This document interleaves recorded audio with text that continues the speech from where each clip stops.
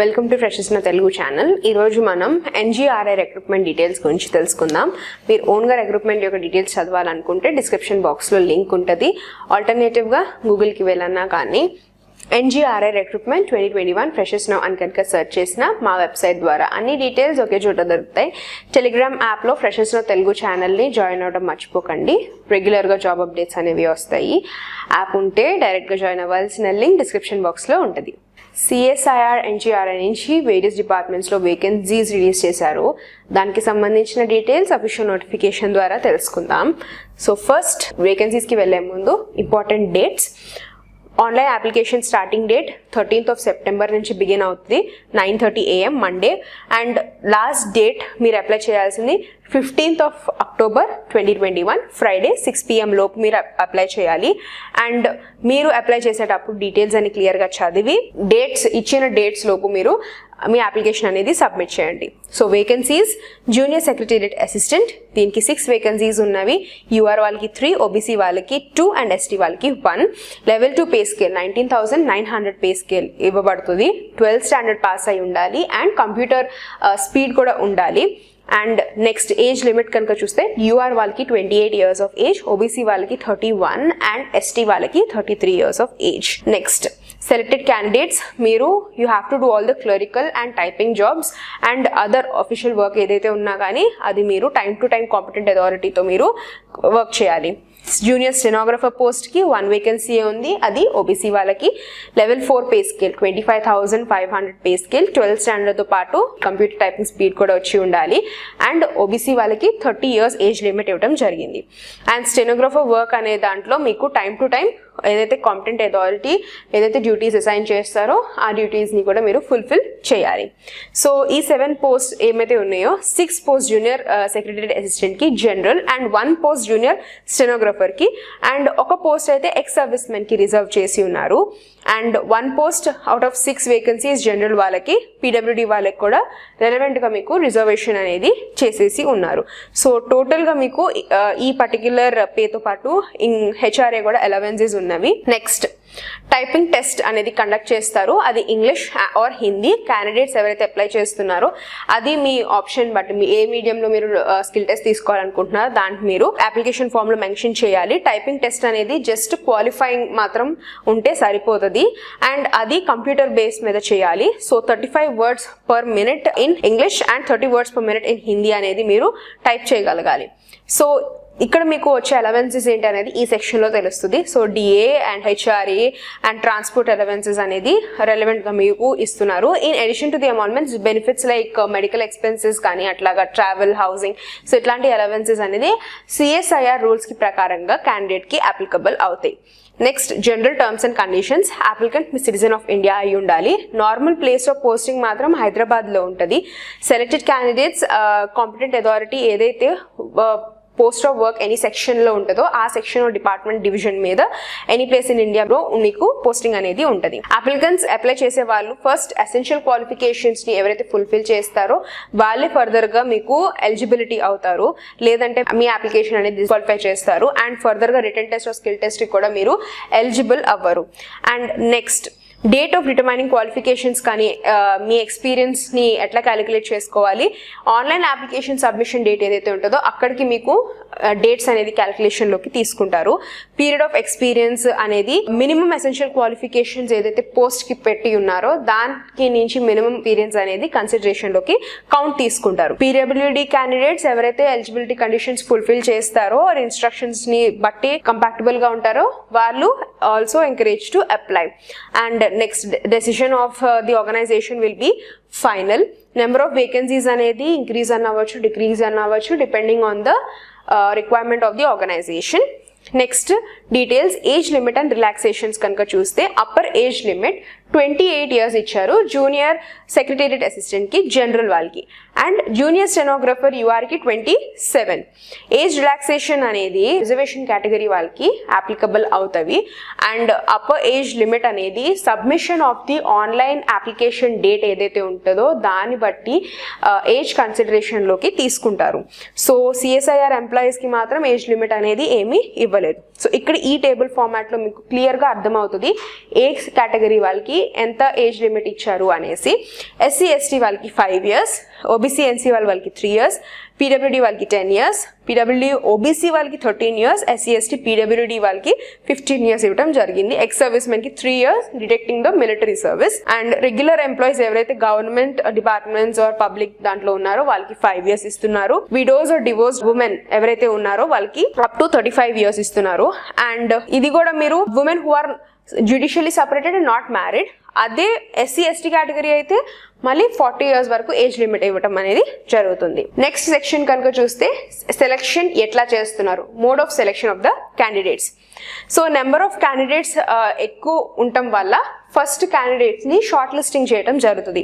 Depending on the applications and qualifications and మీరు ఇచ్చే డీటెయిల్స్ని బట్టి షార్ట్ లిస్టింగ్ చేస్తారు. షార్ట్ లిస్ట్ అయిన వాళ్ళని తర్వాత రిటర్న్ టెస్ట్ స్కిల్ టెస్ట్ని రీజనబుల్ నెంబర్ని బట్టి ఫాలోయింగ్ మెథడ్స్లో ప్రొసీజర్ అనేది ఫార్వర్డ్ చేస్తారు. Basing on the higher education qualifications ఏదైతే మీకు పైన ఇచ్చిన కాలంలో మెన్షన్ చేస్తారో దాన్ని బట్టి, దెన్ తర్వాత స్క్రీనింగ్ కమిటీ ఏదైతే డీమ్ చేస్తారో దాన్ని బట్టి ఉంటుంది. And after that selection procedure for each post mention చేశారు. So selection process for junior secretariat general వాళ్ళకి ఎట్లా ఉంటుంది, రిటర్న్ ఎగ్జామినేషన్ ఉంటుంది, ప్లస్ కంప్యూటర్ టెస్ట్ ఉంటుంది. అండ్ ఇది మీరు క్వాలిఫైయింగ్ నేచర్లో ఉంటే సరిపోతుంది. Next selection process for junior stenographer. So ఇది మీకు ఏ కేటగిరీ మెన్షన్ చేయలేదు. దీంట్లో written examination and computer test కూడా క్వాలిఫైయింగ్. నెక్స్ట్ ఇది కూడా మీకు యాజ్ పర్ డిఓపిటి నార్మ్స్ ప్రకారంగా జరుగుతుంది. And proficiency norms for both post codes. So both post కోడ్స్కి టైపింగ్ టెస్ట్ ఎట్లా కండక్ట్ చేస్తారు. ఇంగ్లీష్ టైపింగ్ అనేది 35 words per minute, హిందీ అయితే 30 words per minute ఉండాలి. And on average 5 key depressions for each word. So scheme of the written examination ఎట్లా ఉంటుంది, ఇది మీకు జూనియర్ స్టెనోగ్రాఫర్కి లేటర్ ఇంటిమేట్ చేస్తారు. ఇది జూనియర్ సెక్రటేరియట్ అసిస్టెంట్కి మాత్రమే. సో ఇక్కడ క్లియర్గా మెన్షన్ చేశారు written examination for the post of junior stenographer అనేది లేటర్ ఇంటిమేట్ చేస్తారు అనేసి. ఇక్కడ మీరు ఏదైతే రిటర్న్ ఎగ్జామినేషన్ ప్యాటర్న్ చూస్తున్నారో అది జూనియర్ సెక్రటేరియట్ అసిస్టెంట్కి మాత్రం. సో ఇక్కడ మీకు first medium of questions English and Hindi, English language తప్ప మీరు రిమైనింగ్ సెక్షన్స్ అని ఇంగ్లీష్ అండ్ హిందీలో తీసుకోవచ్చు. క్లాస్ 12 బేసిస్ మీద క్వశ్చన్స్ అడుగుతారు. 200 questions ఉంటాయి. 2 hours 30 minutesకి ఎగ్జామినేషన్ ఉంటుంది. నెక్స్ట్ దీనికి మీరు ప్రిపేర్ అవ్వాల్సిన syllabus. Mental ability test 100 questions ఉంటాయి 200 marksకి. 2 marks for every correct answer. Negative marking అంటూ ఏమీ ఉండదు. పేపర్ 1కి 90 minutes, పేపర్ 2కి 1 hour ఎగ్జామినేషన్. దీంట్లో general awareness, English language 50-50 questions, 150 marks. దీంట్లో పేపర్ 2లో మాత్రం నెగిటివ్ మార్కింగ్ ఉంటుంది. 1 mark అనేది కట్ చేస్తారు for every wrong answer. Mental ఎబిలిటీలో మీరు ప్రిపేర్ అవ్వాల్సిన topics general intelligence, quantitative aptitude, reasoning, problem solving, situation judgement etcetera.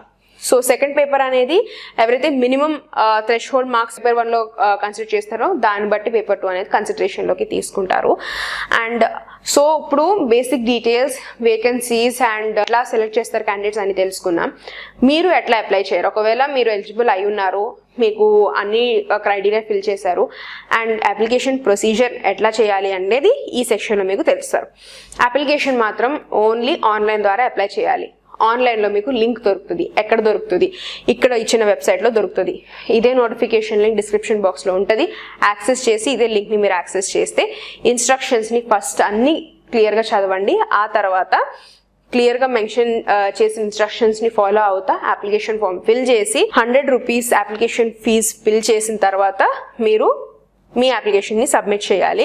So SC, ST, PWD, women, CSIR employees ఎవరైతే ఉన్నారో వాళ్ళు ఎట్లాంటి ఫీజు పే చేయాల్సిన అవసరం లేదు. ఓన్లీ అదర్ క్యాండిడేట్స్ మీరు డీడీ కానీ చలాన్ కానీ పోస్టల్ కానీ ఇట్లాంటివి కాకుండా ఓన్లీ వెబ్సైట్లో ఏదైతే లింక్ ప్రొవైడ్ చేస్తారో దాన్ని బట్టే మీరు మీ అప్లికేషన్ ఫీజు అనేది పే చేయాలి.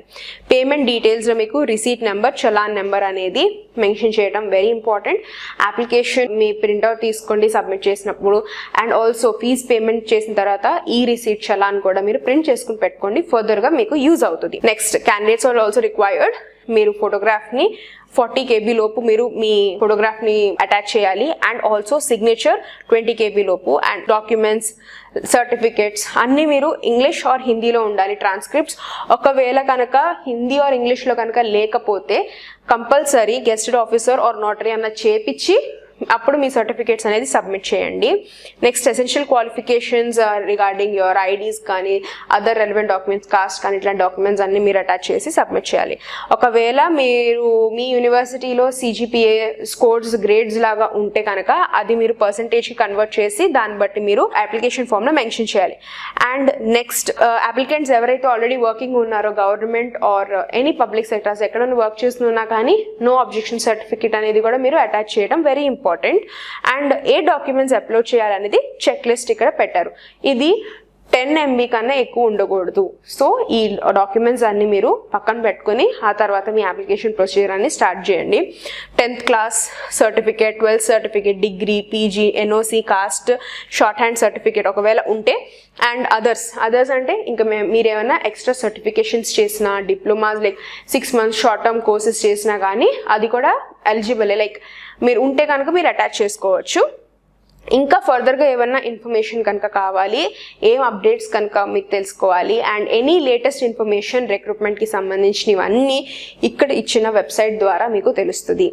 And next, canvassing or any sort of miscommunication, duplication of your documents ఇవన్నీ ఏమైనా ఉన్నా కానీ క్యాండిడేట్ అప్లికేషన్ని అక్కడక్కడ డిస్క్వాలిఫై చేస్తారు. అండ్ ఎనీ అదర్ కరెస్పాండెన్స్ అనేది will not be entertained. Please read all the instructions. So ఇన్స్ట్రక్షన్స్ని చదివి టర్మ్స్ అండ్ కండిషన్స్ని ఫాలో అవుతూ ఆ తర్వాత అప్లికేషన్ ప్రొసీజర్కి అఫీషియల్ వెబ్సైట్లో మీరు క్లియర్గా ఇన్స్ట్రక్షన్స్ చదివి ప్రొసీడ్ అవ్వండి.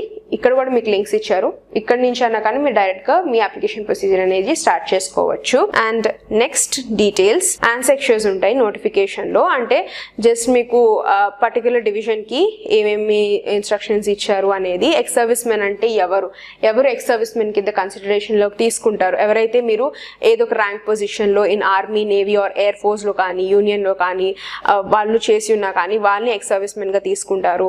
సో అట్లాగా ఇన్ డీటెయిల్డ్ అనమాట, ఏ కేటగిరీ వైజ్ ఆ కేటగిరీ వైజ్ మీకు ఇన్ డీటెయిల్డ్గా మీకు క్లియర్గా ఆన్సెక్షన్స్లో మెన్షన్ చేస్తారు. సో PWD అయితే ఎవరు, so PWD for junior secretariat అసిస్టెంట్కి ఎవరు ఎలిజిబుల్? కేటగిరీ B అంటే deaf and hard of hearing, so autism ఉన్నా కానీ, and functional requirements and categories ఏమున్నాయని PWD వాళ్ళకి. సో ఇట్లాగా ఎవరైతే కేటగిరీ వైజ్ ఉంటున్నారో వాళ్ళు ఇక్కడ క్లియర్గా చదవచ్చు. So this is the end of the notification. Same notification link description బాక్స్లో ఉంటుంది. యాక్సెస్ చేసి క్లియర్గా చదివి ఆ తర్వాత ప్రొసీడ్ టు అప్లై. ఇంకేమైనా డౌట్స్ ఉంటే కామెంట్ సెక్షన్లో కామెంట్ చేయండి. Subscribe to Freshers Now Telugu channel. Thank you for watching.